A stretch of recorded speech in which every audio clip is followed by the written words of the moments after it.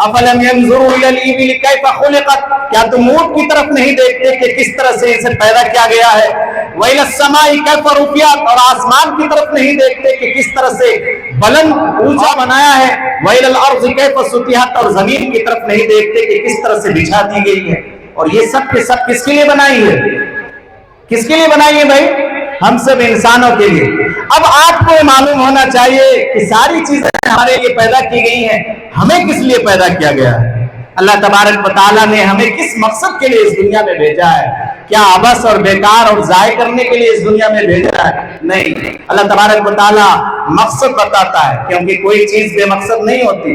अल्लाह ने मकसद बताया कि हमने इंसान को इसलिए पैदा किया, वमा खलक़तुल जिन्न वल इंस इल्ला लियअबुदून, कि हमने इंसान को और जिन्नात को इबादत के लिए पैदा किया।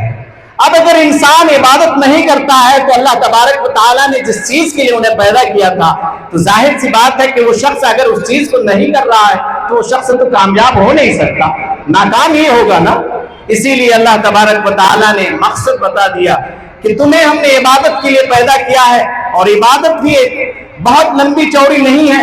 5 वक्त की नमाजें फर्ज हैं, उसके बाद जब तुम नमाज पढ़ लो फिर जमीन पे फैल जाओ। अल्लाह ताला ने इसको कुरान करीम में कहा, फैज़ा क़ुज़ियतिस सलातु फंतशिरू फिल अर्ज़ वब्तगू मिन फ़ज़लिल्लाह, कि जब तुम्हारी नमाज मुकम्मल हो जाए तो अल्लाह के रिज़्क़ को तलाश करो और हलाल रोजी कमाओ।